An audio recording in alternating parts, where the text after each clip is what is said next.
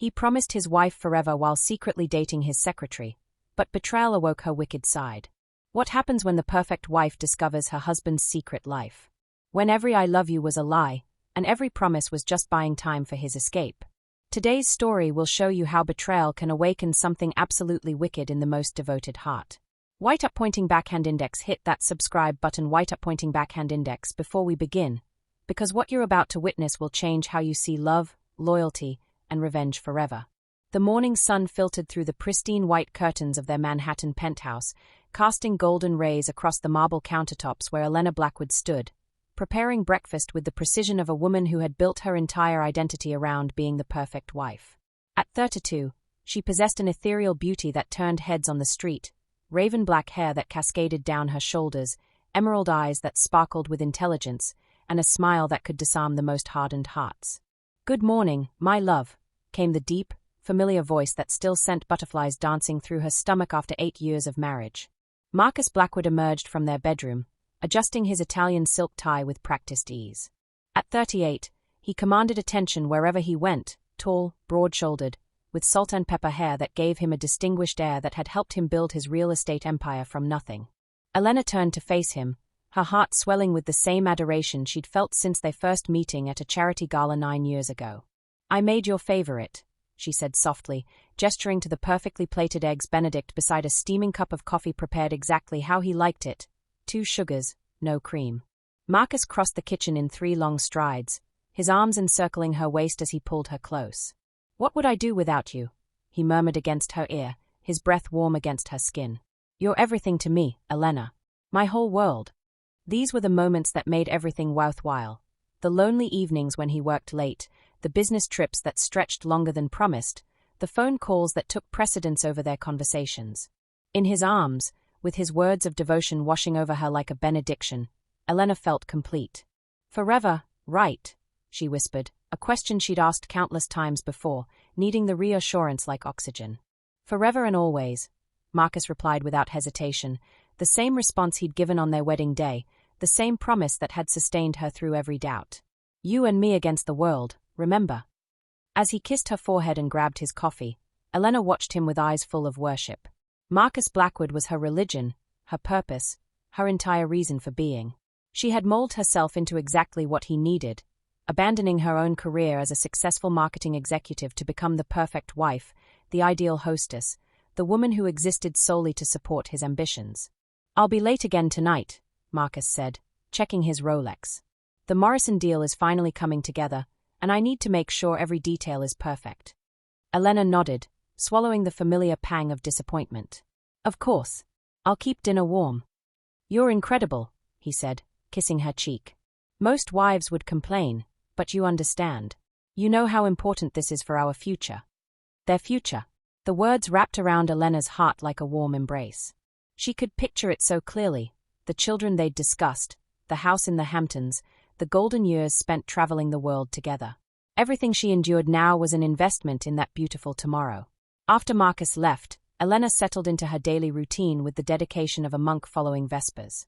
She managed their household with military precision, coordinated his schedule with his assistant, planned dinner parties that advanced his career, and maintained herself like a prized possession, daily workouts, weekly spa appointments, monthly shopping trips to ensure she always looked perfect for him. The phone rang at precisely 11 a.m., as it did every Tuesday. "Elena, darling," came the voice of her sister, Sophia. "How's married life in paradise?" Elena smiled, settling into her favorite chair by the window. "Wonderful, as always. Marcus closed another major deal yesterday." "And how are you? What are you working on these days?" The question always caught Elena off guard. "I'm working on us," she replied, the same answer she'd given for years. "Supporting Marcus, making sure everything runs smoothly. It's a full-time job, you know." There was a pause on the other end. "Elena, don't you ever miss having your own career? Your own accomplishments? You were so brilliant at marketing." "I am accomplished," Elena interrupted gently but firmly. "I'm building something beautiful with the man I love. Not every woman needs to conquer the corporate world to feel fulfilled." But as she hung up the phone, Sophia's words lingered like smoke in the air. Elena pushed the uncomfortable thoughts away, focusing instead on planning the evening's dinner. Marcus loved her pot roast with red wine reduction, and she wanted everything to be perfect when he came home. At 7 p.m., Elena stood at the stove, stirring the sauce with one hand while checking her reflection in the window with the other. She'd changed into the green dress Marcus had complimented last week, touched up her makeup, and arranged her hair the way he preferred. The table was set with their wedding china, candles flickered softly, and jazz played at the perfect volume. 8 p.m. came and went. Then 9 p.m. Elena kept the food warm, her smile never wavering even as her stomach churned with hunger. He was working hard for their future. She understood. At 10:30 p.m., Marcus finally walked through the door, his tie loosened and his usually perfect hair slightly mussed. "I'm so sorry, sweetheart," he said, pulling her into his arms. The Morrison meeting ran much longer than expected. You know how these clients can be.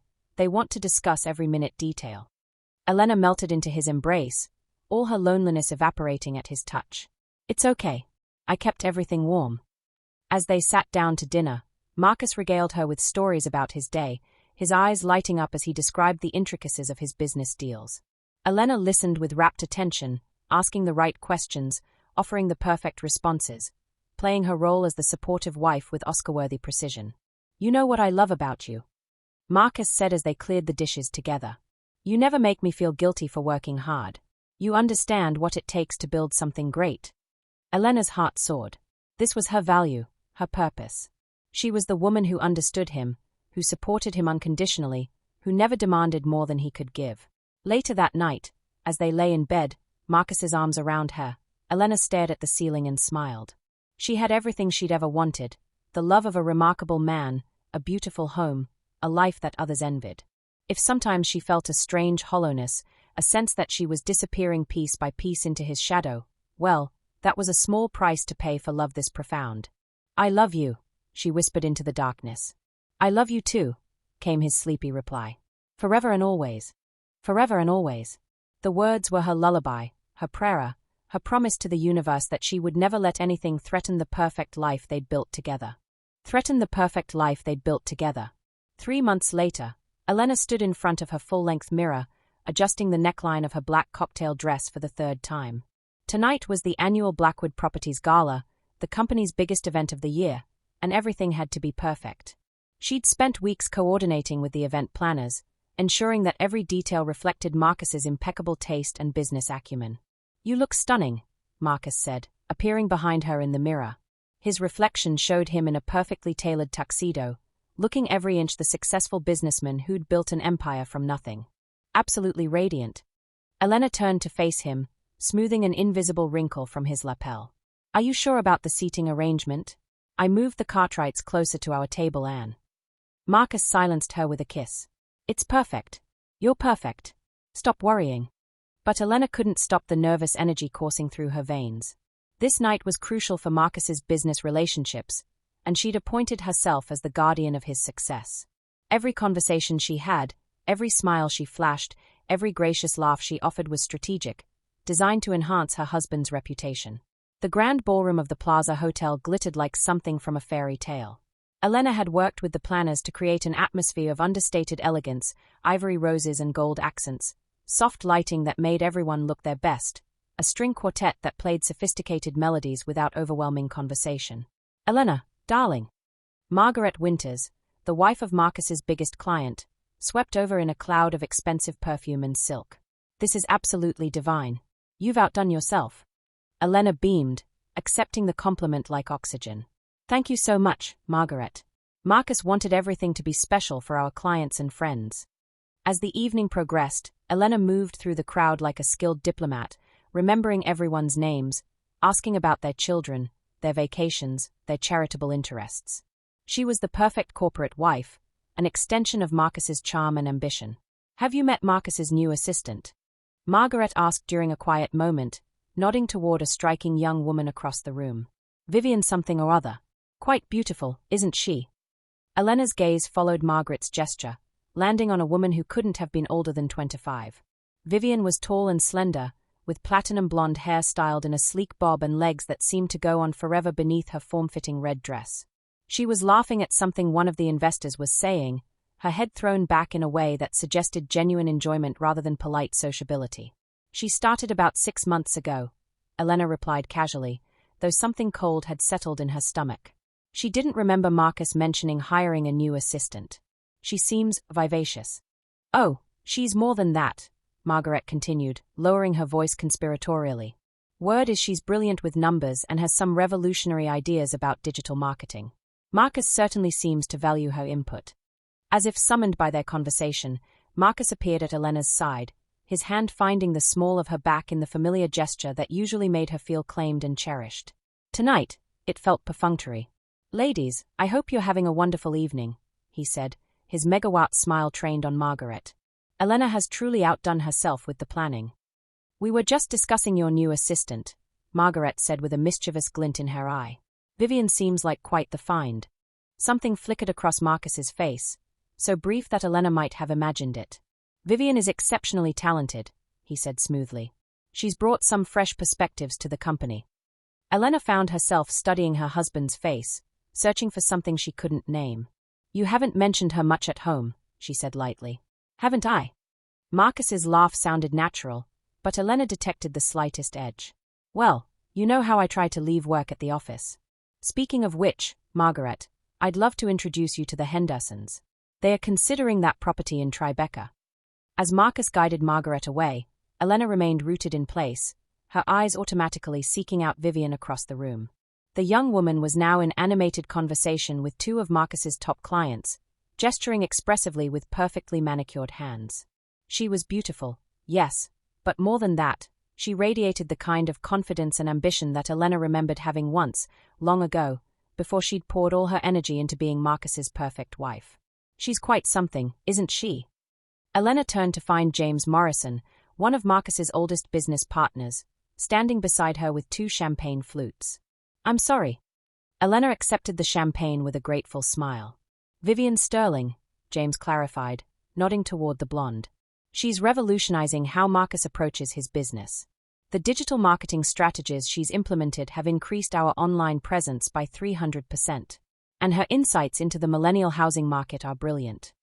Elena felt an unfamiliar sensation, a twist of something that might have been envy or loss or both. She sounds very capable. More than capable. She's a force of nature. Marcus is lucky to have found her. James paused, studying Elena's face. You know, she reminds me of you, actually. Back when you were running those incredible campaigns at Morrison & Associates. The comparison hit Elena like a physical blow. She'd almost forgotten that version of herself, the woman who'd commanded boardrooms, who'd built campaigns that doubled companies' revenues, who'd been known throughout the industry as a creative genius with an instinct for what consumers wanted. That feels like another lifetime, Elena said quietly. It wasn't that long ago, James replied gently. You could always come back, you know. The industry needs people with your talent. Before Elena could respond, Marcus reappeared at her side, his arm sliding possessively around her waist. James, I hope you're not trying to steal my wife, Marcus said with a laugh that didn't quite reach his eyes. Just complimenting her on tonight's success, James replied smoothly. And maybe trying to convince her to consider coming out of retirement. Marcus's grip on Elena's waist tightened almost imperceptibly. Elena has her hands full being my better half, he said. Besides, why would she want to deal with corporate stress when she has everything she needs right here? The dismissal was subtle but unmistakable. Elena felt herself shrinking, becoming smaller under Marcus's protective possessiveness. This was how it always went. Any suggestion that she might have value beyond being his wife was quickly and charmingly shut down.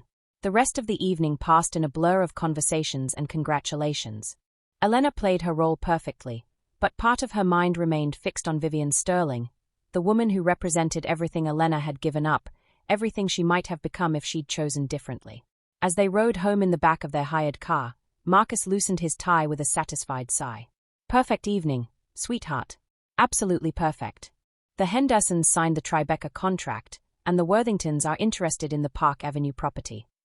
That's wonderful, Elena replied, staring out the window at the city lights blurring past. You were incredible tonight, Marcus continued, reaching for her hand. The way you charmed Margaret Winters, how you made everyone feel welcome. You're my secret weapon, you know that. Elena turned to look at her husband, this man she'd built her entire identity around, and felt a strange disconnection. Marcus, when did you hire Vivian? The question surprised him. She could see it in the way his shoulders tensed slightly. About 6 months ago. Why? You never mentioned her.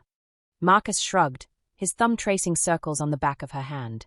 I don't mention all my employees, Elena. She's just an assistant. But even as he said it, Elena remembered James Morrison's words about revolutionary strategies and brilliant insights. Just an assistant didn't match the woman she'd observed tonight, the woman who'd commanded attention and respect from every person she'd spoken with. She seems very capable, Elena said carefully. She's adequate, Marcus replied, but there was something in his voice, a note of defensiveness that Elena had never heard before. Why the sudden interest in my staff? No reason, Elena said quickly, not wanting to appear suspicious or clingy. I just like to know about the people who work with you. Marcus squeezed her hand. You don't need to worry about any of that, sweetheart. My work life is separate from our life. You're what matters to me, you're my everything. The words should have reassured her, should have wrapped around her heart like the warm embrace she'd always found in his promises. Instead, they felt like a door closing, like a gentle but firm push away from a part of his world that had never been off limits before. That night, as Marcus slept beside her, Elena stared at the ceiling and thought about the woman in the red dress. Vivian Sterling represented everything Elena had sacrificed: ambition, independence, the thrill of building something with her own hands and mind. But more than that, she represented a mystery, a part of Marcus's life that he'd kept hidden. For the first time in 8 years of marriage, Elena fell asleep with questions instead of certainties, doubts instead of devotion. She didn't know it yet, but the perfect illusion of her life had developed its first hairline crack, invisible to the naked eye, but deep enough to eventually shatter everything she'd built her world upon. The doubts started small, like drops of water that would eventually carve canyons through stone. Elena tried to dismiss them, to return to the blissful certainty that had defined her marriage, but once awakened, suspicion proved impossible to silence. It began with the little things: Marcus's phone face down on the table during dinner, his shower running longer in the mornings, the way he'd suddenly developed a taste for working late on projects that he'd never mentioned before. Elena told herself she was being paranoid, that 8 years of marriage were bound to bring small changes in routine. But then came the night she tried to surprise him with dinner at his office. Elena had spent the afternoon preparing his favorite meal, herb-crusted lamb with roasted vegetables, everything packed in an elegant basket with their best china. She'd wanted to show him that she could be spontaneous, that she could bring joy into his stressful work life just as she did at home. The Blackwood Properties building stood 30 stories tall in downtown Manhattan, a gleaming testament to Marcus's success. Elena had been to his office countless times, but always for planned visits. Tonight, she felt like a schoolgirl surprising her boyfriend, nervous and excited as she rode the elevator to the 28th floor. The office suite was dimly lit, with only the security lighting illuminating the hallways. Elena made her way toward Marcus's corner office, her heels clicking against the marble floors. She could see light spilling from under his door, could hear the low murmur of voices inside. She was about to knock when she heard laughter, feminine laughter that was rich and throaty and completely unlike her own. Elena froze, her hand inches from the door, as the voices became clearer. "You're impossible," came Vivian's voice, warm with amusement. "How did you come up with something so brilliant?" "Years of practice," Marcus replied, and Elena could hear the smile in his voice, the same tone he used when he was being charming and seductive. "Besides, I had inspiration." "Oh, and what inspired the great Marcus Blackwood?" "You did." The words hit Elena like a physical blow. She stepped back from the door, her heart hammering so loudly she was certain they could hear it inside the office. This was work, she told herself desperately. Just work. People complimented each other at work all the time. But then she heard Marcus laugh, not his professional laugh, but the intimate one he reserved for private moments, for when they were alone together and he was letting his guard down. "You know you're dangerous, don't you?" he said, his voice lower now, more intimate. "Dangerous how?" Vivian's voice was playful, flirtatious in a way that made Elena's stomach turn. "You make me want things I shouldn't want." The silence that followed was deafening. Elena pressed herself against the wall, barely breathing, as her entire world tilted off its axis. She waited for Marcus to laugh, to clarify that he was joking, to say something that would restore her faith in the man she'd built her life around. Instead, she heard the soft sound of papers rustling, and then Marcus's voice again, rougher now. "We should stop." "Should we?" Vivian's voice was barely above a whisper. Elena didn't wait to hear more. She turned and ran, her heels echoing through the empty hallways as tears blurred her vision. The elegant dinner basket was abandoned by the elevator, its contents a tragic reminder of the perfect wife who had believed her marriage was unshakable. She made it to her car before the sobs started, deep, wrenching sounds that seemed to tear themselves from her chest. Elena gripped the steering wheel with both hands, trying to process what she'd heard, trying to find an innocent explanation for words that had sounded anything but innocent. Maybe she'd misunderstood. Maybe it was just workplace flirtation, harmless banter between colleagues. Marcus loved her. He'd promised her forever. He couldn't. Elena drove home in a daze, her mind replaying every interaction she'd had with Marcus over the past few months. The late nights, the distracted conversations, the way he'd dismissed Vivian as just an assistant, when she was clearly much more than that. At home, Elena moved through their bedroom like a ghost, changing into her nightgown and removing her makeup with mechanical precision. She climbed into their king-sized bed and waited, staring at the ceiling as minutes ticked by like hours. Marcus came home at nearly midnight, his tie askew and his hair mussed. He slipped into bed beside her, apparently believing she was asleep. "How was your evening?" Elena asked quietly into the darkness. She felt him startle beside her. "Elena, I thought you were sleeping." "It was fine, just the Morrison contracts. Very tedious." The lie fell from his lips so easily, so naturally, that Elena felt something die inside her chest. For 8 years, she'd believed in his honesty as fervently as she'd believed in gravity. The realization that he could deceive her this smoothly was almost worse than the betrayal itself. "Did you have dinner?" she asked, keeping her voice neutral. "I grabbed something from the deli downstairs. Nothing special." Another lie, delivered without hesitation. Elena lay perfectly still, listening to the sound of her husband's breathing as it gradually deepened into sleep. The man beside her felt like a stranger, someone wearing Marcus's face but hiding secrets that she'd never imagined possible. Over the following weeks, Elena became a detective in her own life. She paid attention to details she'd previously ignored, questioned inconsistencies she'd once dismissed, watched for signs that would either confirm her worst fears or restore her faith. The evidence accumulated like water behind a dam. Marcus's phone, which had always been an open book between them, was now protected by a passcode. When she asked about it, he claimed his attorney had recommended better security for business purposes. His gym bag, which usually contained only workout clothes and protein bars, now held a second phone, a sleek iPhone that buzzed with messages at all hours. His credit card statements, which Elena had always managed as part of her household duties, showed charges at expensive restaurants she'd never been to, jewelry stores where he'd never bought her anything, lingerie boutiques that made her stomach clench with humiliation. But it was the perfume that finally shattered her last hope. Elena smelled it on his shirts before they went to the dry cleaner, a scent that was sophisticated and sensual, nothing like the light floral perfume she'd worn for years.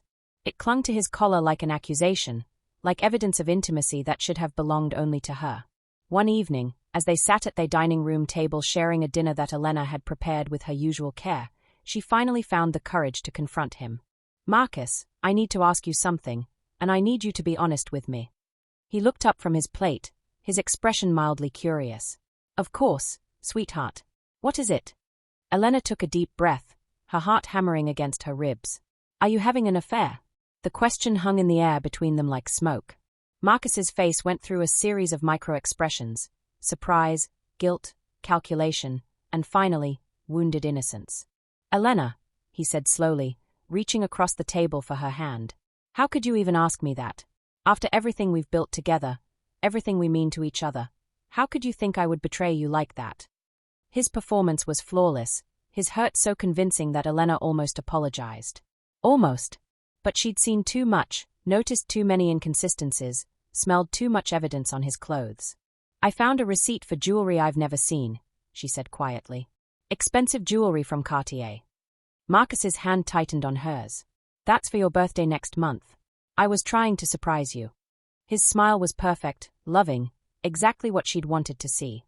"You've ruined the surprise now, but I guess that's what I get for being romantic." Elena stared into the face of the man she'd loved for 9 years, the man she'd reshaped her entire identity to please, and realized that she didn't know him at all.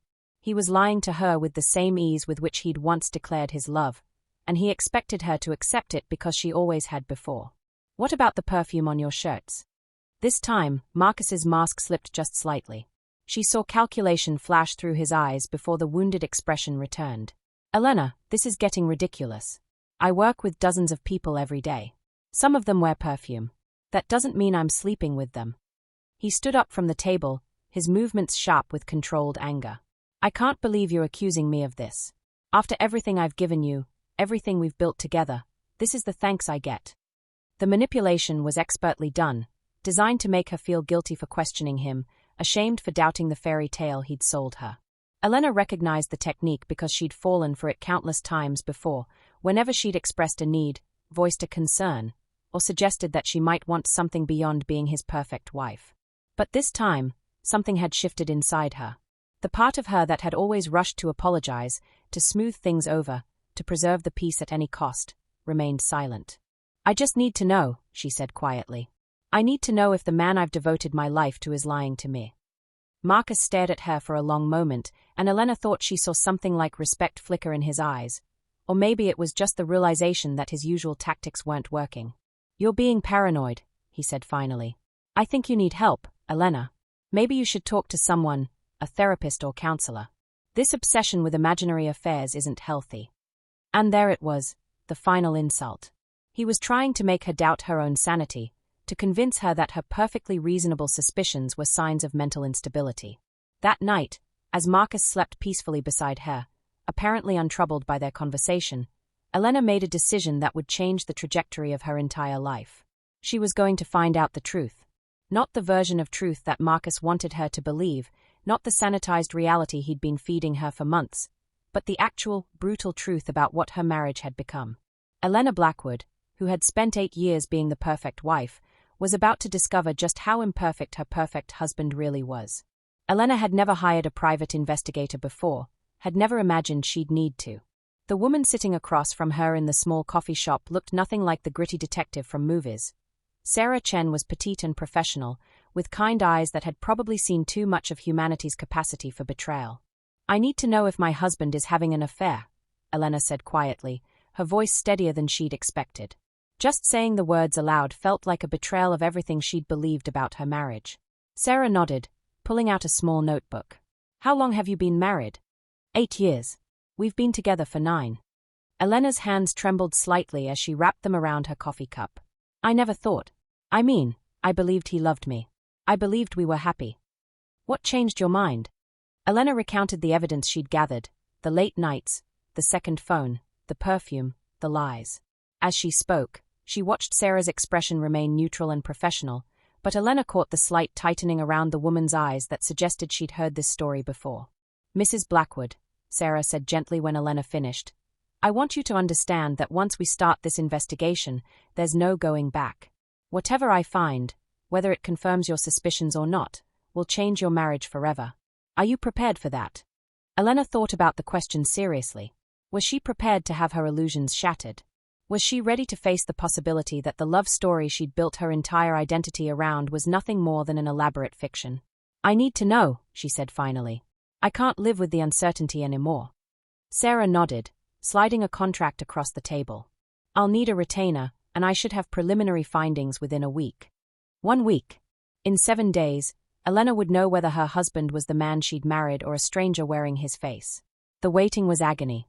Elena went through the motions of her daily routine, preparing Marcus's breakfast, managing their social calendar, maintaining their perfect home.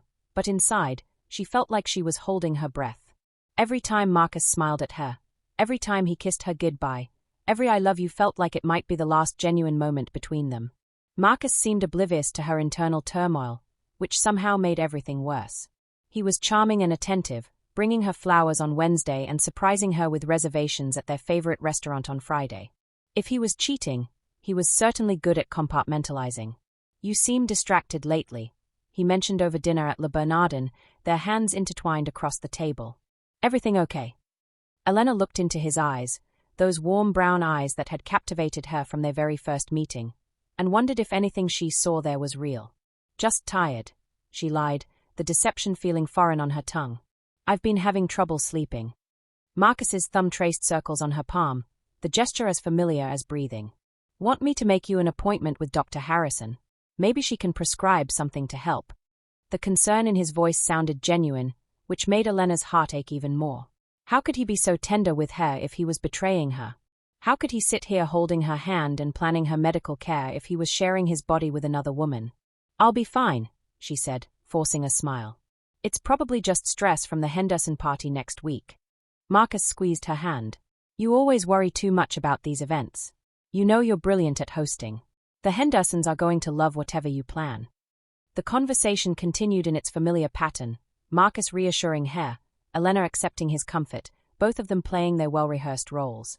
But underneath the normalcy, Elena felt like she was drowning. Sarah Chen called on a Thursday morning while Marcus was at work. "Mrs. Blackwood, I need to see you in person. Can you meet me at my office this afternoon?" Elena's heart stopped. "You found something?" "I'd rather discuss it face to face." 2:00. The hours until their meeting crawled by like years. Elena tried to distract herself with household tasks, but her mind kept spinning through possibilities. Maybe Marcus really was faithful. Maybe Sarah had found innocent explanations for all the suspicious behavior.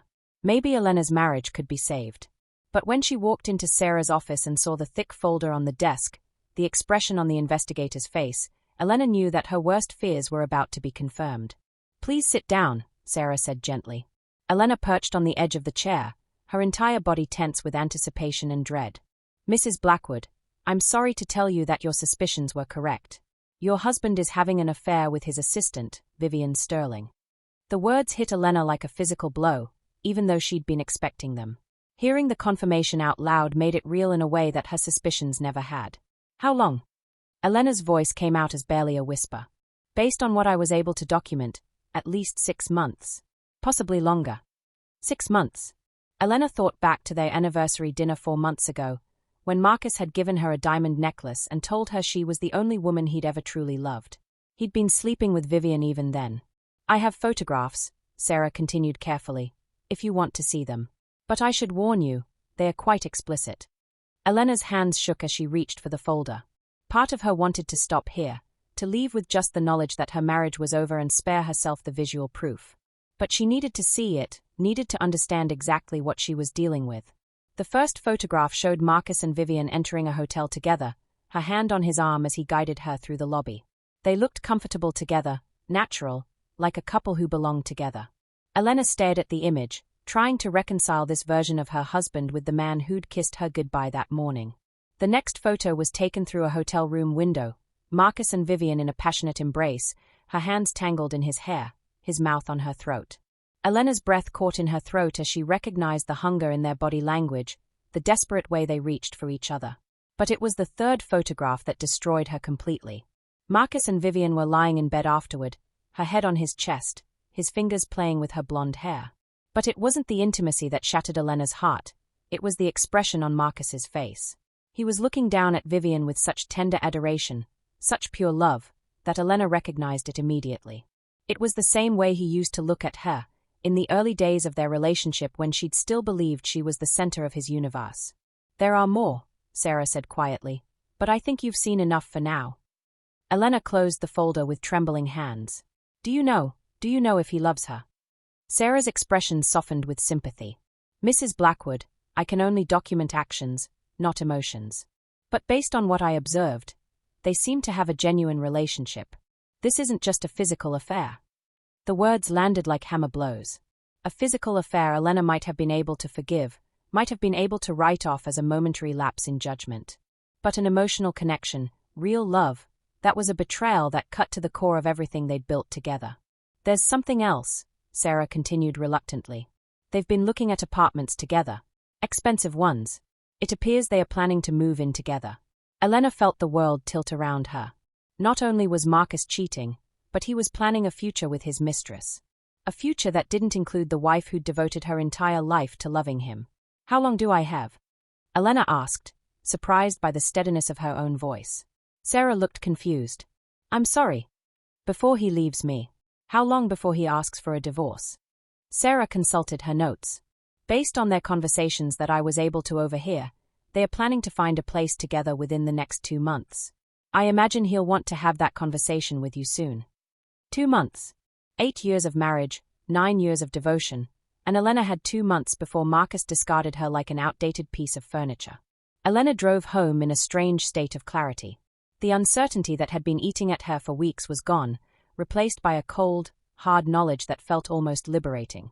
She wasn't going crazy. She wasn't being paranoid. Her instincts had been correct. Her marriage was a lie, and her husband was a stranger. When she walked into their penthouse, everything looked exactly the same. The pristine white furniture she'd selected to match his aesthetic preferences, the art they'd chosen together on their trips to Europe, the photos from their wedding day where they both looked radiantly happy. But now it all felt like evidence of her own stupidity, monuments to her willingness to lose herself completely in someone else's vision of love. Elena poured herself a glass of wine, an expensive Bordeaux from the collection Marcus was so proud of, and sat in their living room, staring out at the Manhattan skyline. For the first time in 8 years, she allowed herself to think about who she'd been before Marcus Blackwood had swept into her life and convinced her to rebuild herself in his image. She'd been Elena Martinez then, a rising star in the marketing world with her own apartment, her own ambitions, her own identity. She'd been proud and independent and fierce, qualities that Marcus had found attractive enough to pursue but not valuable enough to preserve. How had she become this hollow version of herself? When had she decided that being loved was worth more than being whole? The answer came to her with painful clarity. She'd made that choice gradually, one small compromise at a time. She'd given up her career because Marcus needed more support. She'd stopped seeing friends who didn't fit into his social circle because it was easier to avoid conflict. She'd mold her opinions, her interests, even her personality to complement his, until there was nothing left of the original Elena except the desperate need to be cherished. And now, even that was gone. Marcus came home at his usual time, calling out his usual greeting as he hung up his coat in their foyer. "Elena, I'm home. Something smells incredible." Elena looked at the untouched ingredients on the kitchen counter. She'd planned to make his favorite dinner but had never started cooking. For the first time in 8 years, she hadn't prepared a perfect meal for her husband's arrival. "I'm in here," she called, not moving from her position on the couch. Marcus appeared in the doorway, his tie loosened and his sleeves rolled up in the way that had once made her heart skip. Tonight, Elena looked at him and felt nothing but a strange, detached curiosity. How had she not seen through his performance before? "No dinner?" he asked, his tone light but with an edge of irritation. "I thought you were making the lamb." "I changed my mind," Elena said, taking another sip of wine. Marcus frowned, clearly thrown by this deviation from their routine. "Are you feeling all right? You look pale." Elena almost laughed at the absurdity of it. Her husband was sleeping with another woman, planning to leave her for someone younger and more successful, and he was concerned because she looked pale. "I'm fine," she said. "Just tired." Marcus crossed the room and sat beside her on the couch, his hand automatically reaching to check her forehead for fever. The gesture was so practiced, so husbandly, that Elena marveled at his ability to play the role of devoted spouse while simultaneously planning his exit strategy. "Maybe we should order in tonight," he said, pulling out his phone. "Chinese from that place you like." Elena watched him scroll through the delivery app, noting the care he took to order her usual dishes. Even now, even while betraying her in the most fundamental way possible, Marcus was still going through the motions of being considerate. It was almost impressive, in its own sociopathic way. "Marcus," she said quietly, "do you love me?" He looked up from his phone, surprise flickering across his features. "Of course I love you. What kind of question is that? I mean really love me. Not the idea of me, not what I do for you, but me, Elena, as a person." Marcus set down his phone and turned to face her fully, his expression shifting into the intense, focused look he used when he was trying to close a particularly important deal. "Elena, you are the most important thing in my life. You're my partner, my best friend, the woman I want to grow old with. I've never loved anyone the way I love you." The lies flowed from his lips like honey, sweet and smooth and utterly convincing. If Elena hadn't seen the photographs of him looking at Vivian with genuine adoration, she might have believed him. She might have let herself be soothed by his pretty words and gentle touches, might have convinced herself that her suspicions were just paranoid delusions. But she had seen the truth, and now Marcus's performance only highlighted the depth of his deception. "Good," she said simply, raising her wine glass in a mock toast. "Here's to forever and always." Marcus smiled, relief evident in his features as he assumed the crisis had passed. "Forever and always," he echoed, leaning over to kiss her forehead. As his lips brushed her skin, Elena closed her eyes and felt something dark and cold settle into her chest. This man had stolen 8 years of her life, convinced her to sacrifice her identity and ambitions, all while planning to discard her for someone who reminded him of who Elena used to be before he'd systematically destroyed her sense of self. But Marcus had made one crucial miscalculation. He'd assumed that Elena would remain the compliant, devoted wife even after she discovered his betrayal. He'd assumed that the woman who had spent 8 years molding herself to his preferences would continue to prioritize his comfort over her own dignity. He was about to learn just how wrong he was. Elena spent the next 3 days in what could only be described as a state of suspended animation. She continued going through the motions of being the perfect wife, preparing meals, managing their household, smiling when Marcus kissed her goodbye. But inside, something fundamental had shifted. The woman who had defined herself entirely through her husband's love was dying, and in her place, something harder and more calculating was taking root. On Sunday evening, as she sat in their bedroom folding Marcus's clothes with the same meticulous care she'd always shown, Elena caught sight of herself in their full-length mirror. The woman staring back at her looked like a stranger, pale, hollow-eyed, diminished. This was what 8 years of selfless devotion had given her, a life so empty that she'd disappeared entirely. But as she studied her reflection, Elena began to see something else beneath the surface damage. Her bone structure was still elegant, her figure still maintained by years of dedicated exercise, her mind still sharp despite being focused on domestic concerns for so long. The raw material of her former self was still there, waiting to be reclaimed. Elena set down Marcus's shirt and walked to her closet, pushing past the conservative dresses and neutral colors that Marcus preferred until she found it, a red dress from her old life, purchased during her marketing days when she'd been confident and ambitious and unafraid to command attention.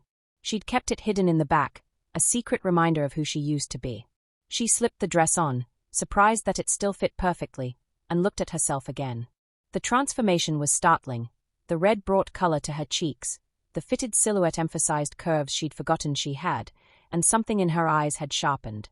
This was Elena Martinez, the woman who had built campaigns that changed entire industries, who had commanded respect in boardrooms full of powerful men. Wow! Elena turned to find Marcus standing in the bedroom doorway, his eyes drinking in the sight of her.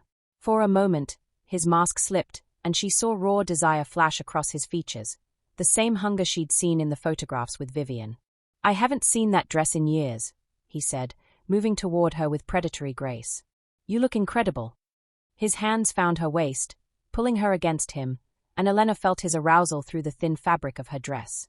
For 8 years, this reaction would have thrilled her, would have validated her worth as a woman and a wife. Now, it only disgusted her. Marcus was turned on by the version of her that reminded him of his mistress, confident, bold, sexually assertive. The gentle, accommodating wife he'd spent years creating apparently didn't inspire the same passion. "Where are we going?" he murmured against her ear, his hands already working to pull the dress over her hips. Elena allowed him to undress her, allowed him to make love to her with more intensity than he'd shown in months, but she remained emotionally distant, watching his performance with clinical detachment. He whispered endearments that he'd probably used with Vivian hours earlier, touched her body with hands that had explored another woman's skin, told her he loved her with the same mouth that had kissed his mistress. Afterward, as Marcus slept beside her, Elena stared at the ceiling and made a decision that would change the trajectory of both their lives. She wasn't going to confront Marcus about his affair. She wasn't going to demand explanations or beg him to end it. She wasn't going to play the role of the wounded wife, desperately trying to win back a love that had apparently never been real. Instead, Elena was going to do something that the old, compliant version of herself would never have considered. She was going to make him pay. The next morning, Elena called Sarah Chen and arranged another meeting. This time, she wanted more than just proof of Marcus's infidelity. She wanted a complete picture of his life, his business practices, his finances, his vulnerabilities. If Marcus thought he could discard her after 8 years of devotion, he was about to learn that Elena Blackwood was not going to disappear quietly. "I want to know everything," Elena told Sarah over coffee in the same shop where they'd first met. His business dealings, his finances, his relationship with Vivian, any legal vulnerabilities he might have. Everything. Sarah raised an eyebrow. "Mrs. Blackwood, if you're thinking about divorce proceedings." "I'm thinking about much more than divorce," Elena interrupted, her voice carrying a steel that surprised them both. "My husband has spent 8 years convincing me that I was nothing without him. He's about to discover exactly what I'm capable of when I stop caring about being perfect." Over the next 2 weeks, Sarah compiled a dossier that painted a picture of Marcus Blackwood that Elena had never seen. The successful businessman she'd married was also a man who cut ethical corners, who manipulated zoning laws through strategic bribes, who had built his empire on a foundation of carefully hidden corruption. More damaging was the financial information Sarah uncovered. Marcus had been siphoning money from their joint accounts to fund his lifestyle with Vivian. Expensive dinners, weekend getaways, jewelry that Elena had never seen. He'd even used their home as collateral for a business loan that he'd failed to disclose to her. But the most interesting discovery was Vivian herself. "She's not what she appears to be," Sarah explained, sliding a photograph across the table. "Vivian Sterling isn't even her real name. She's actually Vivian Caldwell, and she has a history of targeting wealthy, married men." Elena studied the photo, a mugshot from 5 years earlier when Vivian had been arrested for fraud in California. The charges had been dropped, but the pattern was clear. Vivian was a professional homewrecker who specialized in seducing successful men and walking away with substantial financial settlements. "She's done this before?" Elena asked. "3 times that I could document.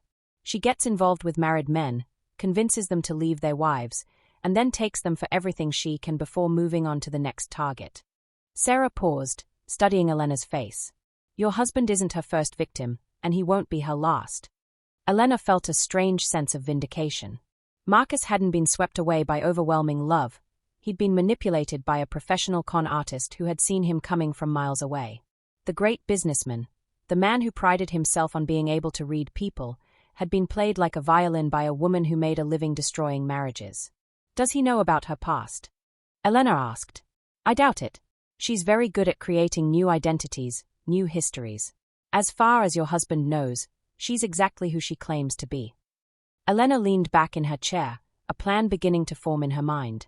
Marcus thought he was leaving her for his soulmate, his true love, the woman who would finally understand and appreciate him.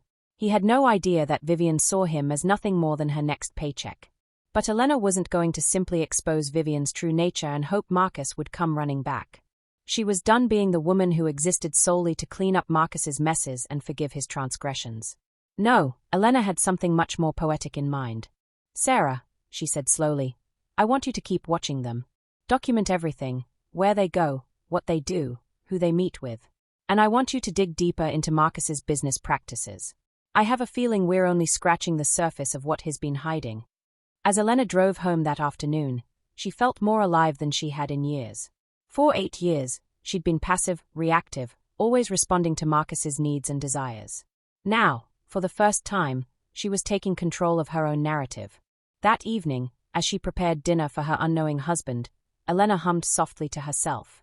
Marcus had taught her many things during their marriage: how to be accommodating, how to prioritize others' needs over her own, how to smile even when her heart was breaking. But he'd forgotten to teach her the most important lesson of all: what happens when a devoted wife stops being devoted and starts being strategic. Marcus was about to get an education he'd never forget. Elena had always been a quick study, a trait that had made her successful in marketing and now served her well in planning her husband's downfall. She approached her revenge with the same meticulous attention to detail that she'd once applied to advertising campaigns, treating Marcus's destruction like a product launch that required perfect timing and flawless execution. The first phase involved becoming indispensable to Marcus's business in ways he wouldn't suspect. Elena had spent years managing their social calendar, but now she leveraged those connections for intelligence gathering. She volunteered to help organize the annual Christmas party for Blackwood Properties, positioning herself to interact with Marcus's employees, clients, and business partners. "Elena, you're amazing," gushed Patricia, Marcus's head of accounting, over wine at the party planning committee meeting. "I don't know how you manage to remember everyone's preferences." Elena smiled graciously, refilling Patricia's glass. "I just pay attention to details. Speaking of which, how are things going with the Morrison account? Marcus mentioned there were some complications." Patricia's face darkened. "Don't get me started. The numbers on that deal never made sense to me, but Marcus insisted everything was fine. Now the City Planning Commission is asking questions about the permits." Elena filed this information away carefully. Sarah's investigation had already uncovered irregularities in Marcus's permit applications, but having confirmation from inside the company was invaluable. Over the next few weeks, Elena worked her way through Marcus's professional circle like a master networker, gathering intelligence under the guise of being a supportive wife. She learned about the bribes disguised as consulting fees, the environmental reports that had been falsified, the safety inspections that had been bypassed through strategic donations to city council members' favorite charities. Marcus had built his empire on a foundation of corruption, and Elena was mapping every crack in that foundation. But gathering intelligence was only the beginning. Elena's real masterstroke required her to become someone Marcus had never seen before, the woman she might have become if she'd never met him. Elena began by reclaiming her appearance. She traded her conservative wardrobe for clothes that were elegant but commanding, softened her blonde highlights to reveal her natural dark hair, and started working with a personal trainer who helped her build strength rather than just maintain her figure. The changes were subtle but transformative. She looked like a woman who owned her power rather than one who borrowed it from her husband. Next, Elena quietly began rebuilding her professional network. She reached out to former colleagues under the pretense of organizing a reunion, reconnected with mentors who had once seen great potential in her, and started attending industry events as Marcus's wife but with her own agenda. Elena Martinez, breathed David Kim, her former creative director, when she approached him at a marketing conference. I heard you'd gotten married, but I never expected to see you at one of these events. Elena Blackwood now, she corrected with a smile that didn't quite reach her eyes. And I'm finding that I miss the intellectual stimulation of the industry. David's eyes lit up with interest. Are you thinking about coming back? Because I've got a client who could use someone with your strategic mind. It's a complete brand rehabilitation, a company that's been destroyed by scandal and needs to rebuild from the ground up. Elena felt a thrill of recognition. Brand rehabilitation. It was exactly what she'd need to do for herself once Marcus's world came crashing down. Tell me more, she said. Within a month, Elena was consulting on her first project in 8 years, a pharmaceutical company that had been devastated by a contamination scandal and needed to rebuild public trust. She worked from home, telling Marcus that she was simply keeping busy with volunteer work, but in reality, she was rediscovering the woman she'd been before marriage had diminished her. The work awakened something that had been dormant for too long. Elena found herself staying up late crafting strategies, losing herself in the intellectual puzzle of reputation management, feeling the satisfaction of building something with her own mind and hands. This was who she'd been meant to be, not Marcus's perfect accessory, but a force of nature in her own right. Marcus, meanwhile, remained oblivious to his wife's transformation. He was too busy juggling his affair with Vivian and managing the increasingly complex lies required to maintain his double life. Elena watched him come home exhausted from the effort of deception and felt nothing but cold satisfaction. You've been different lately, Marcus mentioned one evening as they sat in their living room, Elena working on her laptop while he watched the news. More energetic. Elena looked up from the marketing strategy she was developing, noting the slight wariness in his expression. I've been taking better care of myself. You're always saying I should have more interests outside of our home. It was a lie, of course. Marcus had never encouraged her to have outside interests, quite the opposite. But he nodded as if he remembered saying such things, probably because he was too distracted by his own deceptions to focus on the details of their conversations. That's great, sweetheart. I'm proud of you for branching out. The condescension in his tone was unmistakable, and Elena had to resist the urge to smile. Marcus still saw her as the devoted wife playing at independence, not recognizing that the woman sitting across from him was becoming someone who could destroy him. 3 weeks later, Sarah Chen called with the update Elena had been waiting for. They've found an apartment, Sarah reported. A penthouse in Tribeca. The lease is in both their names, and they are planning to move in next month. Elena felt a cold satisfaction settle in her chest. Has he started preparing divorce papers? My sources say he's meeting with an attorney next week. It looks like he's planning to file on grounds of irreconcilable differences. Irreconcilable differences. After 8 years of marriage, Marcus was planning to reduce their relationship to a legal euphemism. Elena supposed it was fitting.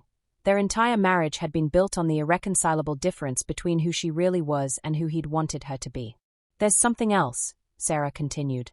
I've been monitoring Vivian's communications, and she's been in contact with her previous marks. It looks like she's already planning her exit strategy. Elena raised an eyebrow. How so? She's been researching Marcus's net worth, his business assets, his real estate holdings. And she's been talking to a divorce attorney of her own, not to help Marcus with his divorce from you, but to maximize her settlement when she inevitably leaves him. The irony was delicious. Marcus thought he was playing Vivian, using her as his escape route from a marriage that had become inconvenient. Vivian thought she was playing Marcus, positioning herself to take him for everything he was worth. Neither of them realized that Elena was playing them both. That evening, as Elena prepared what would be one of their last dinners together, she felt a sense of completion settling over her. All the pieces were in place, all the players had made their moves, and tomorrow she would set the final phase of her plan in motion. Marcus came home in an unusually good mood, humming under his breath as he hung up his coat. Elena watched him from the kitchen, noting the spring in his step, the way he checked his reflection in the hall mirror.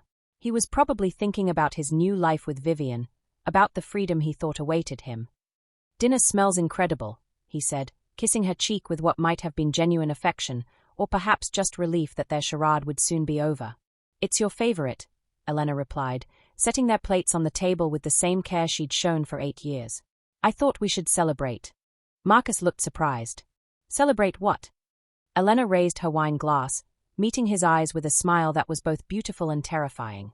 "New beginnings," she said simply. As they clinked glasses, Elena silently toasted the death of the woman she'd been and the birth of the woman she was becoming. Tomorrow, Marcus would learn that the biggest mistake of his life hadn't been cheating on his wife. It had been underestimating her. Elena woke up before dawn on the day that would destroy Marcus Blackwood's life, feeling more clear-headed than she had in years.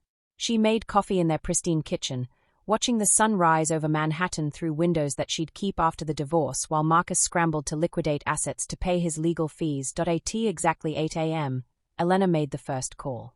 "Mr. Richardson? This is Elena Blackwood, Marcus's wife. I have some information about Blackwood properties that I believe the City Planning Commission would find very interesting." James Richardson, the investigative journalist who'd been sniffing around Marcus's business practices for months, practically purred with satisfaction. "Mrs. Blackwood, I'd be delighted to hear what you have to say." Elena had spent weeks preparing for this conversation, organizing every piece of evidence Sarah had gathered into a comprehensive dossier that told the story of Marcus's corruption in vivid detail. She walked Richardson through the falsified environmental reports, the bribes disguised as consulting fees, the safety violations that had been covered up through strategic political donations. "This is explosive material," Richardson said when she finished. "But I have to ask, why are you coming forward now? And why against your own husband?" Elena's smile was razor-sharp, even though he couldn't see it through the phone. "Because, Mr. Richardson, I believe in justice. And I believe the people of this city deserve to know what kind of man has been profiting from their trust." It was a perfectly crafted answer, noble and civic-minded, revealing nothing of her personal motivations. Richardson bought it completely. "I'll need to verify some of these details," he said. "But if everything checks out, this story will run in tomorrow's edition." Elena's second call was to Patricia in Marcus's accounting department. "Patricia, it's Elena. I'm so sorry to bother you at work, but I'm worried about Marcus. He's been acting strangely lately, and I found some concerning documents at home. I think there might be irregularities in the company's finances."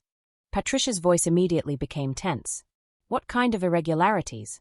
Elena fed her carefully selected pieces of information, just enough to trigger an internal audit without revealing that she was the source.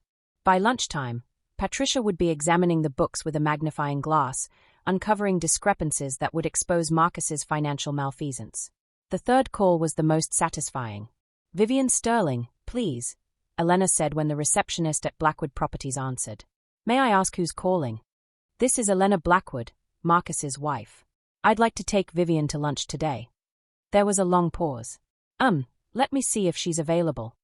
Elena waited, imagining Vivian's panic as she tried to figure out what Marcus's wife could possibly want. Finally, Vivian's voice came on the line, carefully controlled but with an edge of nervousness. "Mrs. Blackwood, what can I do for you?" "Please, call me Elena. I was hoping we could have a conversation, woman to woman. Are you free for lunch today?" Elena could practically hear Vivian's mind racing, trying to figure out if this was a trap, if Marcus had confessed, if his wife suspected something. "I suppose I could make some time," Vivian said carefully. "Wonderful. Le Bernardin at 1 o'clock. I'll make reservations." Elena hung up before Vivian could change her mind, then immediately called the restaurant to book a table in the most visible section of the dining room. What she was about to do required an audience. At noon, Elena stood before her full-length mirror, putting the finishing touches on her armor for battle. She'd chosen a black dress that was simultaneously elegant and intimidating, paired with the diamond necklace Marcus had given her for their anniversary, back when he'd still been pretending to love only her. Her hair was pulled back in a severe chignon, and her makeup was flawless but cold. Elena looked like what she'd become, a woman who had been pushed too far and was done pretending to be anything other than dangerous. Vivian was already seated when Elena arrived at the restaurant, and Elena had to admit that Marcus's mistress was even more beautiful in person than in the surveillance photos. She was younger than Elena had expected, probably no more than 26, with the kind of glossy perfection that suggested professional maintenance. Her blonde hair fell in perfect waves, her skin was porcelain smooth, and her figure was displayed to its best advantage in a designer dress that probably cost more than most people's monthly rent. But Elena could see beyond the surface perfection. There was calculation in Vivian's blue eyes, a hardness around her mouth that spoke of someone who'd learned to use her beauty as a weapon. This wasn't a naive young woman swept off her feet by an older man's charm. This was a predator who'd found her prey. Elena, Vivian rose gracefully from her chair, extending a perfectly manicured hand. Thank you so much for inviting me to lunch. I have to say, I was surprised by your call. Elena shook the offered hand, noting the firm grip that spoke of confidence despite the nervous energy radiating from the younger woman. I imagine you were, Elena replied smoothly, taking her seat across from Vivian. But I thought it was time we got to know each other properly. Vivian's smile faltered slightly. I'm not sure I understand. Elena ordered a bottle of expensive wine, Marcus's favorite vintage, and waited until their glasses were filled before speaking again. Come now, Vivian. We're both intelligent women. Let's not insult each other with pretense. The color drained from Vivian's face, but she maintained her composure admirably. Elena found herself almost respecting the woman's poise under pressure. I still don't know what you mean, Vivian said, but her voice lacked conviction. Elena reached into her purse and withdrew a single photograph, one of the less explicit images Sarah had captured, showing Marcus and Vivian entering a hotel together, his hand possessively on her lower back. This was taken last Tuesday, Elena said conversationally, setting the photo on the table between them. The same Tuesday that Marcus told me he was working late on the Morrison contracts. Vivian stared at the photograph, her face cycling through a range of emotions: fear, calculation, defiance, and finally, something that might have been resignation. Look, she said quietly, leaning forward, whatever you think is happening. I know exactly what's happening, Elena interrupted, her voice remaining pleasant and controlled. My husband is having an affair with his assistant. You've been sleeping together for at least 6 months, you're planning to move in together next month, and Marcus is meeting with a divorce attorney next week to end our marriage. Vivian's mouth opened and closed soundlessly, clearly stunned by the comprehensiveness of Elena's knowledge. The question, Elena continued, is what you think you're getting out of this arrangement. Marcus and I love each other, Vivian managed, but the words sounded hollow even to her own ears. Elena laughed, a sound like breaking crystal. Oh, my dear girl, you don't love Marcus, and he doesn't love you. This is a business transaction for both of you, isn't it? Vivian's facade finally cracked. You don't know what you're talking about. Don't I? Elena leaned back in her chair, suddenly looking every inch the predator she'd become. Let me tell you what I know about you, Vivian Caldwell. The use of her real name made Vivian go completely still. Yes, I know who you really are. I know about Richard Hartwell in San Francisco, about Thomas Morrison in Chicago, about David Chen in Seattle. I know about your pattern of targeting wealthy married men, convincing them to leave their wives, and then taking them for everything they are worth before disappearing. Elena paused to take a sip of wine, savoring the way Vivian's carefully constructed mask was crumbling. What I find fascinating, Elena continued, is that you think Marcus is different. You think he's going to be your final score, the big payoff that lets you retire from the game. But here's what you don't understand about my husband. He's not a victim. He's a predator, just like you. Vivian found her voice. You're wrong. Marcus loves me. He's leaving you for me.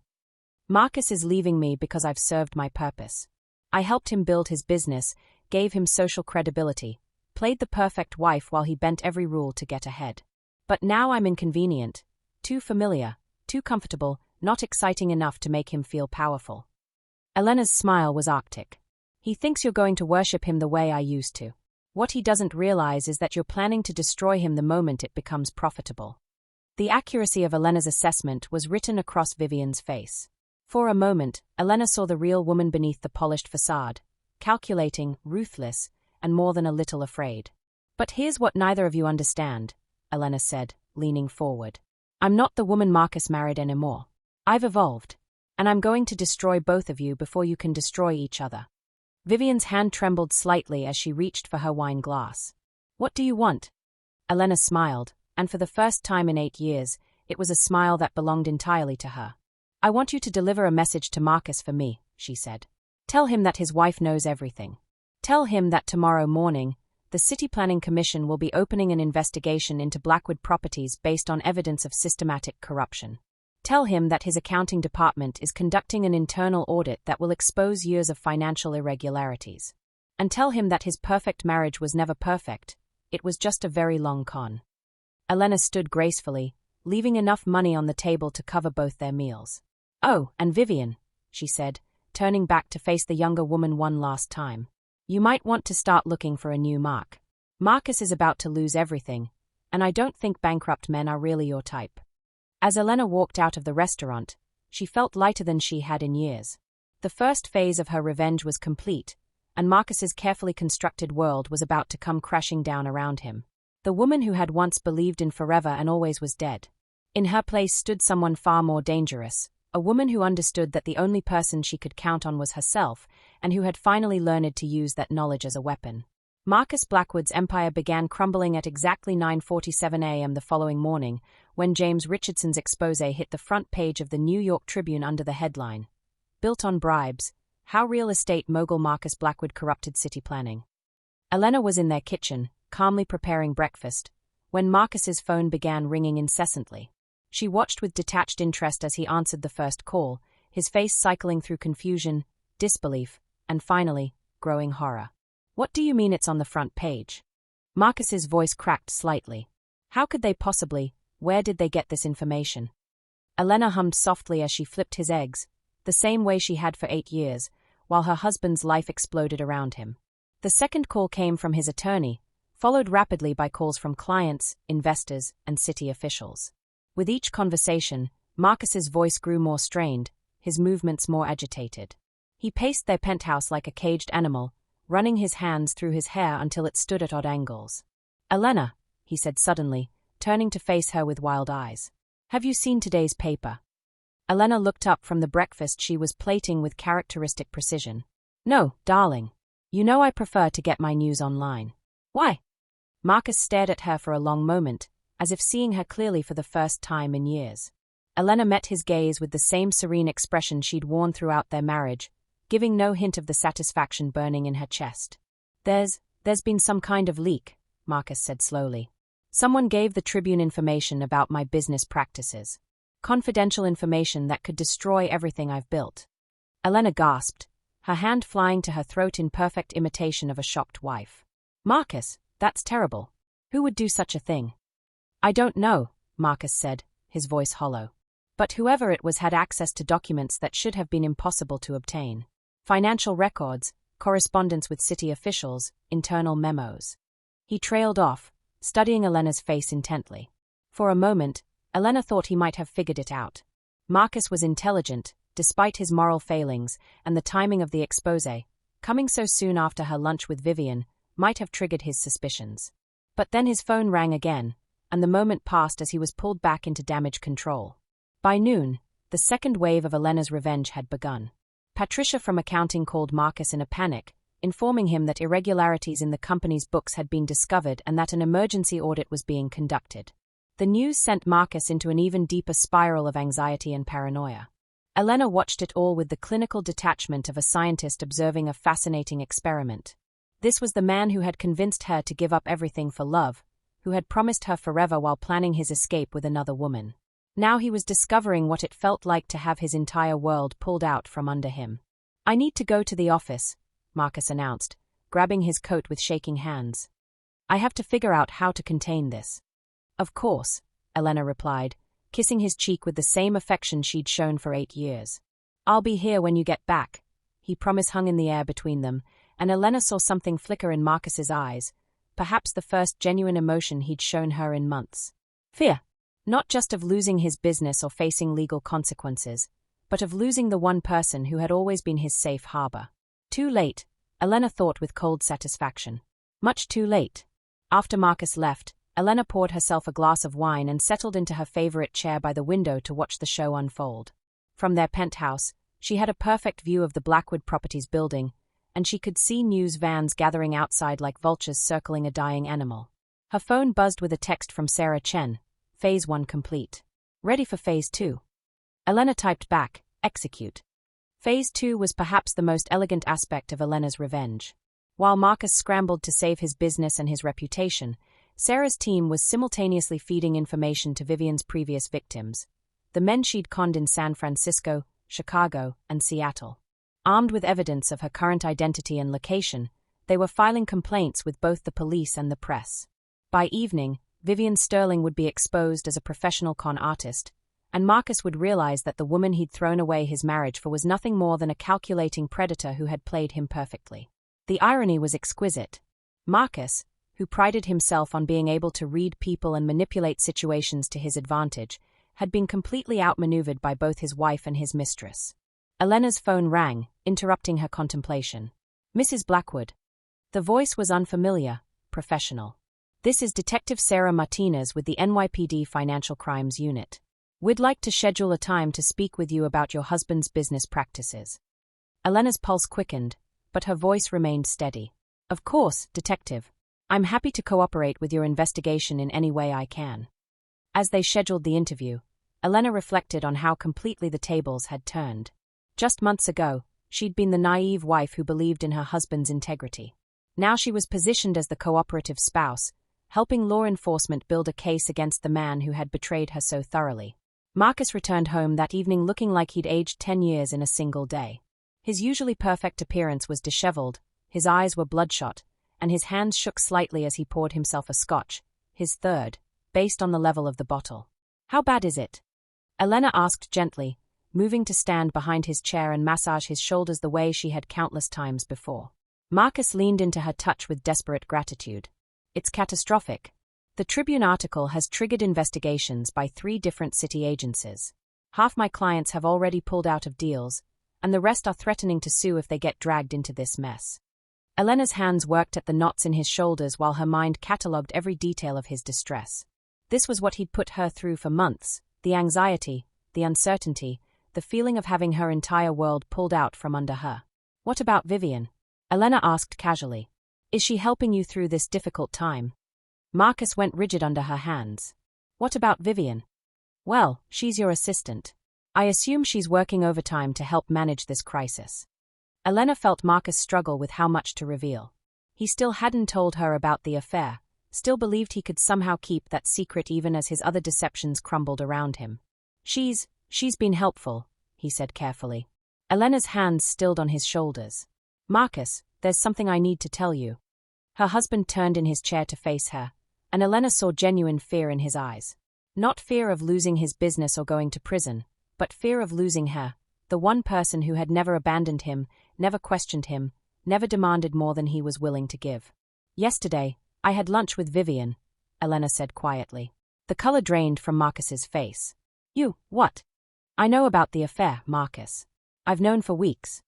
Marcus opened and closed his mouth several times, apparently unable to form words. Elena watched his mental calculations with interest. He was trying to figure out how much she knew, how much damage control was possible, what story might save him. Elena, I can explain. No need, Elena interrupted, settling into the chair across from him. I understand perfectly. You fell out of love with me, fell in love with someone else, and decided to start a new life. It's a classic story, really. Marcus stared at her, clearly thrown by her calm reaction. You're not angry. Elena tilted her head, considering the question. I was angry. I was devastated, actually. The woman you married, the one who believed in forever and always, who thought our love could survive anything, she was destroyed when she learned the truth. Elena. But that woman is gone now, Elena continued, her voice taking on a harder edge. She died the day I realized that the man she'd devoted her entire life to had been lying to her for months. In her place, something much more interesting was born. Marcus frowned, clearly struggling to understand what was happening. What are you talking about? Elena smiled, and for the first time, Marcus seemed to recognize that there was something different about his wife, something dangerous. I'm talking about justice, Marcus. I'm talking about consequences. I'm talking about what happens when you underestimate the woman you promised to love and honor. The silence stretched between them, heavy with implications. Marcus's face cycled through confusion, realization, and finally, horror. The Tribune article, he whispered. The audit. It was you. Elena's smile widened. Very good. Though it took you longer to figure it out than I expected. Marcus shot to his feet, scotch sloshing over the rim of his glass. You destroyed everything. My business, my reputation, my entire life. Your life built on corruption and lies, Elena corrected calmly. I simply revealed the truth. Which, ironically, is something you should appreciate. After all, you've always claimed to value honesty. Marcus stared at her as if seeing her for the first time. Who are you? What happened to my wife? Elena stood slowly, and for the first time in 8 years, she felt like she was looking down at Marcus rather than up to him. Your wife was a fiction you created, she said. A woman who existed solely to support your ambitions and stroke your ego. But fiction has a way of becoming reality when you're not paying attention. The devoted wife learned to be calculating. The supportive partner learned to be strategic. The woman who lived for your approval learned to live for her own power. Marcus's hands shook as he set down his glass. Elena, please. Whatever you've done, we can fix this. We can work through this together. I love you. Elena laughed, and the sound was like music, clear and beautiful and completely without warmth. Now you love me. Now that your empire is falling and your mistress's true nature is about to be exposed. How convenient.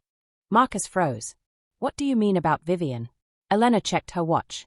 Oh, the evening news should be starting soon. I believe there's going to be a very interesting story about a woman named Vivian Caldwell, and her history of targeting wealthy, married men. Fascinating stuff, really. Did you know she's done this 3 times before? Elena moved to turn on the television, and Marcus watched in horrified silence as a news anchor began reporting on the arrest of Vivian Sterling, aka Vivian Caldwell, for fraud, identity theft, and conspiracy. The report detailed her history of seducing married men, convincing them to leave their wives, and then systematically stealing their assets before disappearing. The suspect was apprehended this evening at a luxury apartment in Tribeca, which she was reportedly planning to share with her latest victim, real estate developer Marcus Blackwood, who is currently under investigation for corruption charges. Marcus sank into his chair, his face gray with shock. She was using me. Just as you were using me, Elena replied. The only difference is that she's a professional, while you're just a garden-variety narcissist who thought he could have his cake and eat it too. Elena moved toward the door, pausing to look back at the man who had once been the center of her universe. Oh, and Marcus. I'll be staying at the plaza tonight. My attorney will be in touch about the divorce proceedings. Given your current legal troubles, I expect you'll be eager to settle quickly and quietly. Marcus looked up at her with desperate eyes. Elena, don't leave. Please. I know I made mistakes, but we can rebuild. We can start over. Elena studied his face, noting the genuine anguish there. For just a moment, she felt an echo of the old Elena, the woman who would have rushed to comfort him, who would have sacrificed everything to ease his pain. But that woman was dead, and Elena felt no urge to resurrect her. You're right about one thing, Marcus, she said softly. We can start over. I already have. As Elena walked out of their penthouse for the last time, she felt a sense of completion settling over her. The woman who had entered this apartment 8 years ago, desperate to be loved, willing to disappear into someone else's vision of perfection, was gone forever. In her place stood Elena Blackwood, a woman who had learned that the most dangerous person in the room is often the one everyone underestimates. Marcus's empire had fallen, but Elena's was just beginning to rise. 6 months later, Elena sat in the corner office of her own marketing firm, watching the Manhattan skyline through floor-to-ceiling windows that she'd earned with her own brilliance and determination. The view was different from this height, not as high as the penthouse she'd shared with Marcus, but infinitely more satisfying because every inch of it belonged to her alone. Elena Blackwood Marketing had become the most sought-after reputation management firm in the city, specializing in helping companies and individuals rebuild after scandal. The irony wasn't lost on her. She'd become an expert at resurrection because she'd mastered the art of destruction. Mrs. Blackwood. Her assistant's voice came through the intercom. Your 3 o'clock appointment is here. Elena smiled, checking her reflection in the black surface of her computer monitor. She looked magnificent, her dark hair swept back in a power bob, her red dress both professional and predatory, her jewelry modest but expensive. This was Elena Blackwood in her natural element, a woman who commanded respect rather than begging for love. "Send him in, Jessica." The man who entered her office looked like a broken version of someone who had once been powerful. His expensive suit couldn't hide the weight he'd lost, and his eyes held the haunted quality of someone who'd discovered that the world was far more dangerous than he'd ever imagined. "Hello, Marcus," Elena said without rising from her chair. Marcus Blackwood had aged dramatically in the 6 months since his empire's collapse. His hair was now more grey than salt and pepper, lines bracketed his eyes, and he moved with the careful precision of someone who'd learned that every step might be a trap. "Elena." His voice was hoarse, uncertain. "Thank you for agreeing to see me." Elena gestured to the chair across from her desk, the same position she'd put dozens of disgraced CEOs and fallen politicians as she'd rebuilt their careers from the ashes of their own poor choices. "I have to admit, I'm curious," she said. "What brings Marcus Blackwood to my office?" Marcus sat heavily, his hands clenched in his lap. "I need help. I specialize in reputation management, not criminal defense. And I believe your legal troubles are far beyond my expertise." Elena wasn't being entirely truthful. Marcus's legal situation, while serious, was manageable. The corruption charges had been reduced through plea bargaining, and he'd likely serve less than 2 years in minimum security prison. His business was gone, his assets liquidated to pay legal fees and settlements, but he could rebuild if he was smart about it. But Elena had no intention of making his path easier. "It's not just the legal issues," Marcus said quietly. "It's everything else. No one will work with me, no one will even take my calls. I'm completely radioactive in this industry." Elena leaned back in her chair, studying the man who had once controlled every aspect of her life. "And you think I can help you with that?" "You're the best at what you do," Marcus replied, and there was genuine admiration in his voice. "Everyone in the city knows about Elena Blackwood marketing. You've rebuilt careers that everyone thought were finished. You turned Henderson Industries from a toxic waste scandal into a model of environmental responsibility. You made Senator Morrison into a champion of ethics reform after his embezzlement conviction." Elena felt a warm glow of satisfaction. She had done all of that and more, building a reputation as someone who could work miracles for clients who had lost everything. The work was intellectually stimulating, financially rewarding, and deeply satisfying in ways that being a perfect wife never had been. "Those clients came to me with genuine remorse and a commitment to change," Elena said. "They were willing to do the hard work of earning back trust." "What are you offering?" Marcus leaned forward, his eyes intense with desperate hope. "Anything. I'll do anything you think is necessary." Elena considered this, letting the silence stretch until Marcus began to fidget. She remembered a time when his discomfort would have sent her rushing to reassure him, to smooth away any distress that might trouble her perfect husband. Now, his suffering was simply data to be analyzed and potentially exploited. "Tell me about Vivian," Elena said finally. Marcus flinched as if she'd struck him. "What about her?" "I want to understand what you were thinking when you decided to throw away 8 years of marriage for a woman you'd known for 6 months. Walk me through your reasoning." Marcus's face cycled through shame, anger, and resignation. "I was an idiot." "That's not an analysis, it's a conclusion. I need to understand the psychology behind your choices if I'm going to help you rebuild your reputation." Elena wasn't entirely lying. Understanding Marcus's motivations was crucial to her decision about whether to help him. But she was also enjoying watching him squirm as he was forced to articulate the selfish calculations that had destroyed their marriage. "She made me feel." Marcus struggled for words. "Young, I suppose. Powerful. Important in a way I hadn't felt in years. And I didn't make you feel those things." Marcus looked directly at her for the first time since entering her office. "You made me feel comfortable. Safe. But comfortable isn't exciting, Elena. You knew everything about me, accepted everything about me. There was no challenge, no conquest." Elena nodded as if she were taking notes on a fascinating case study rather than listening to her ex-husband explain why their marriage hadn't been worth preserving. "So you needed to feel like a hunter rather than a husband," she summarized. "You needed the thrill of seduction, the validation of being chosen by someone who had other options." "I suppose that's accurate," Marcus admitted reluctantly. Elena stood and walked to her window, looking out at the city where she'd built her new life. "The interesting thing about hunters, Marcus, is that they rarely consider what happens when they become the prey. Marcus frowned. I don't understand. Elena turned back to face him, and her smile was sharp enough to cut glass. Vivian was hunting you long before you thought you were seducing her. She researched you, planned her approach, and executed a strategy designed to make you feel exactly what you needed to feel in order to make the choices she wanted you to make. Marcus's face went pale. You're saying she manipulated me? I'm saying she's a professional, and you were a mark. The fact that you're sitting in my office, broke and desperate, while she's living in witness protection with a new identity and a substantial settlement from the assets she helped you hide before your arrest, should tell you everything you need to know about who was really controlling that relationship. The truth hit Marcus like a physical blow. Elena watched with clinical interest as he processed the full scope of his own stupidity. He'd destroyed his marriage and his empire for a woman who had seen him as nothing more than a business opportunity. She got money out of this? Marcus asked weakly. Elena nodded. Quite a bit, actually. It seems that while you were busy lying to me about working late, you were also helping Vivian establish several offshore accounts in preparation for your new life together. When the FBI seized your assets, those accounts were mysteriously overlooked. Marcus put his head in his hands. I gave her access to everything. Account numbers, passwords, investment portfolios. Yes, you did. Which brings us back to your original request for help. Elena returned to her chair, settling behind her desk like a queen on her throne. Why should I help rebuild the reputation of a man who destroyed everything good in his life chasing a fantasy? Marcus looked up at her with desperate eyes. Because I love you. Because I made a terrible mistake, and I want to make it right.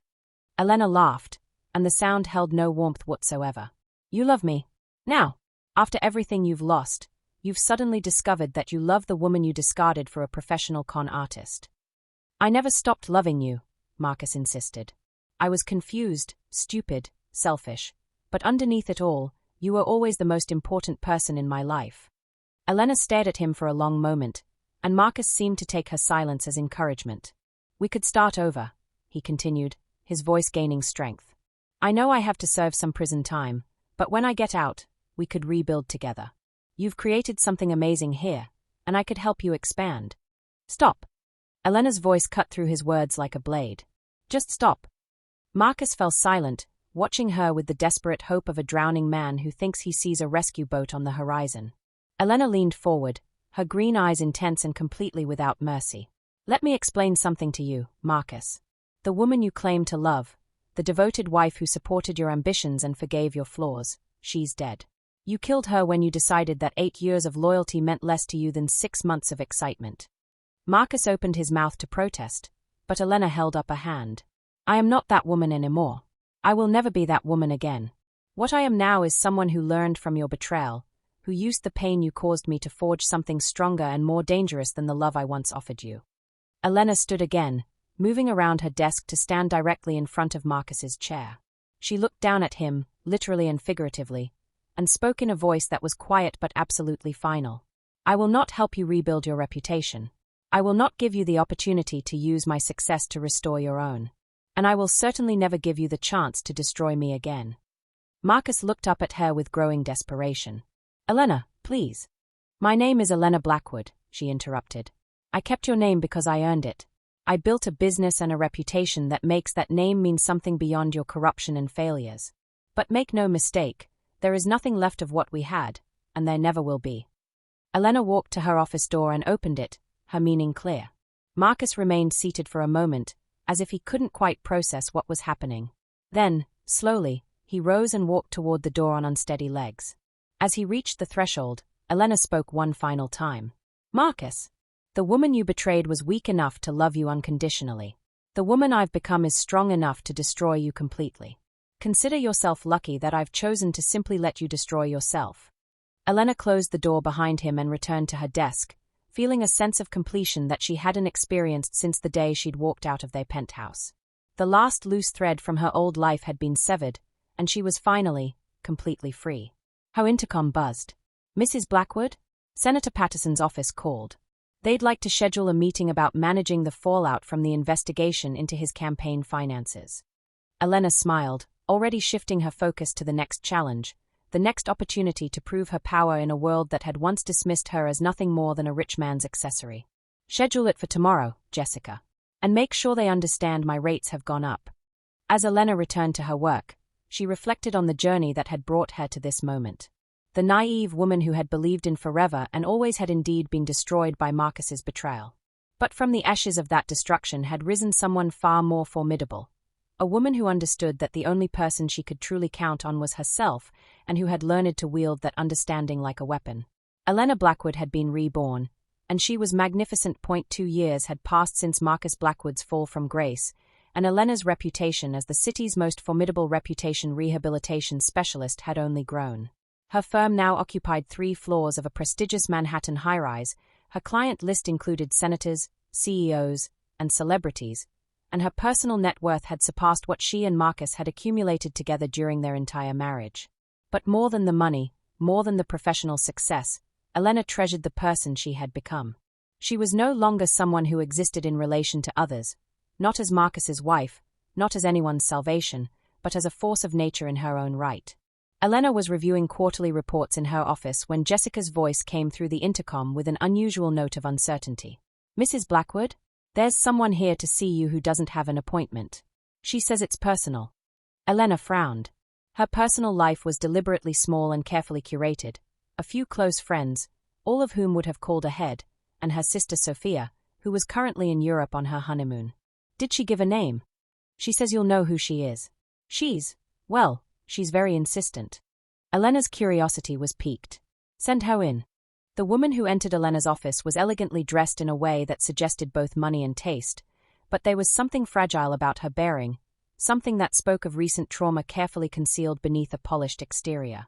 She was perhaps 4 to 5, with blonde hair that was probably professionally maintained and blue eyes that held the particular kind of wariness that came from having trusted the wrong person. "Mrs. Blackwood," the woman said, her voice cultured but shaky. "My name is Catherine Morrison. I believe you know my situation." Elena's eyebrows rose slightly. Catherine Morrison was the wife of Thomas Morrison, the Chicago businessman who had been one of Vivian Caldwell's previous victims. Elena had read about the case during her research into Vivian's history, but she'd never expected to meet the woman face to face. "Please, sit down," Elena said, gesturing to the comfortable chairs arranged around a low table near her office windows. "What brings you to New York, Mrs. Morrison?" Catherine settled into the chair with the careful movements of someone who had learned not to trust her own stability. "I came to thank you." Elena poured water from the crystal pitcher on the side table, offering a glass to Catherine before settling across from her. "Thank me for what?"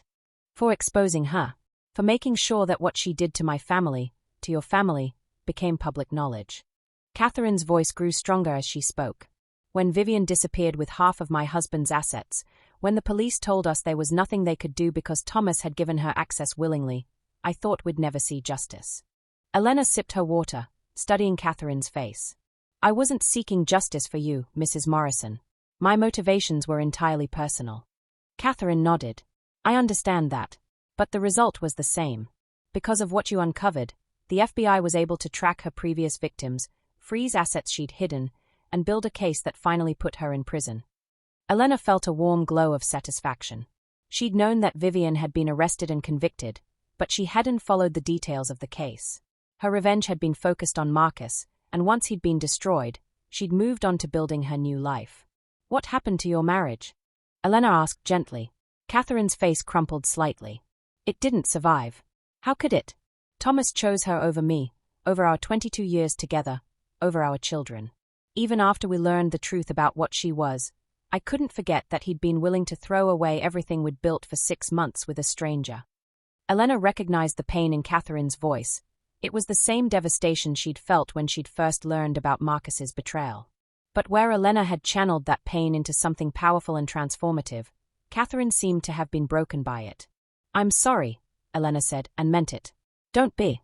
I'm better off without him, even if it doesn't feel that way most days." Catherine managed a weak smile. "I actually came here for another reason, beyond thanking you. I wanted to ask your advice." Elena leaned forward slightly. "About what?" Catherine reached into her purse and withdrew a thick envelope. "Thomas is being released from prison next month. He's served 18 months for conspiracy and fraud, and apparently he's been writing me letters the entire time. This came yesterday." Elena accepted the envelope, noting that it was unopened. "You haven't read it?" "I can't. I'm not strong enough. But I thought, you might understand what I'm going through. You went through the same thing with your husband, and you came out stronger. I was hoping you might tell me what I should expect. Elena studied the envelope, recognizing the desperate energy that always surrounded communications from fallen men seeking redemption. She'd received similar letters from Marcus during his incarceration, though she'd had them returned unopened. Mrs. Morrison, I can't tell you how to handle your specific situation. But I can tell you what I've learned about men like our husbands. Catherine nodded eagerly, leaning forward. They don't change, Elena said simply. They may learn to be more careful, more strategic in their selfishness, but the fundamental character that led them to betray their wives for temporary excitement, that remains constant. Catherine's face fell. So there's no hope for redemption. Elena considered the question seriously. That depends on what you mean by redemption. Can Thomas become a better person? Possibly. Can he learn from his mistakes and treat his next relationship with more respect? Maybe. But can he become the man you thought you married, the husband you deserved for 22 years? No. That man was always a fiction. Catherine was quiet for a long moment, staring at the envelope in Elena's hands. He says he loves me. In the letters I did read, before I stopped opening them, he said that losing me made him realize I was the only woman he'd ever truly loved. Elena almost smiled. I'm sure he does love you, Mrs. Morrison. But he loved you when he cheated on you too. The problem isn't that he stopped loving you. It's that his love was never worth more to him than his ego, his excitement, his immediate desires. Catherine looked up at Elena with something that might have been relief. You make it sound so simple. It is simple. It's just not easy. Elena set the letter aside and leaned back in her chair. The question you need to ask yourself isn't whether Thomas has changed, or whether he deserves forgiveness, or whether your marriage could be salvaged. The question is, what do you want your life to look like? Catherine frowned. I don't understand. Elena smiled, remembering her own journey from devastated wife to empowered woman. When I discovered my husband's affair, I was so focused on the betrayal that I almost missed the opportunity. He'd given me the greatest gift possible, the truth about who he really was, and the freedom to become who I was meant to be. Gift? Catherine's voice was incredulous. Absolutely. As long as I believed in our marriage, I was trapped in a life that was too small for me. I'd convinced myself that being his wife was enough, that supporting his ambitions was the same as having my own. Elena gestured around her luxurious office. Look what I built once I stopped trying to resurrect something that was never real to begin with. Catherine looked around the office as if seeing it clearly for the first time. The expensive furnishings, the awards lining the walls, the view that spoke of success earned rather than inherited. You think I should divorce him, Catherine said. I think you should decide what kind of woman you want to be, and then live accordingly, Elena replied. If that woman is someone who can build a meaningful relationship with a man who chose someone else over her family's security and happiness, then by all means, give Thomas another chance.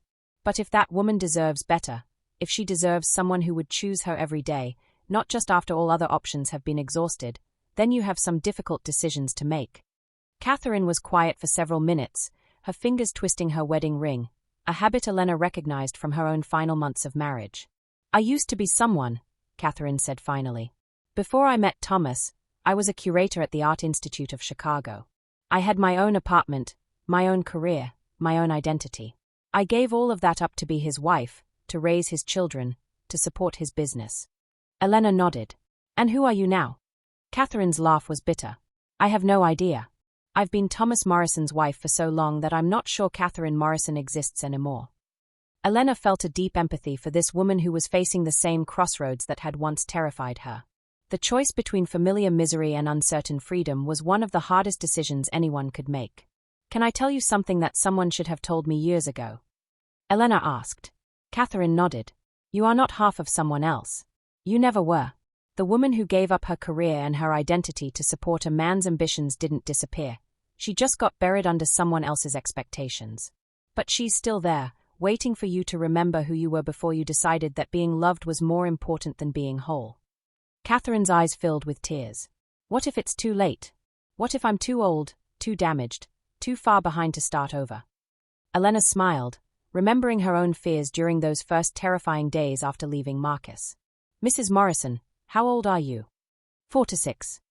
I rebuilt my entire life starting at 33, and I thought I was too old then. You have decades ahead of you, Decades that you can spend either trying to fix something that was broken from the beginning or building something entirely new. Elena stood and walked to her desk, returning with a business card that she pressed into Catherine's hand. "That's my personal number," she said. "If you decide you want to reclaim your life, call me. I know people in the Chicago art world, and I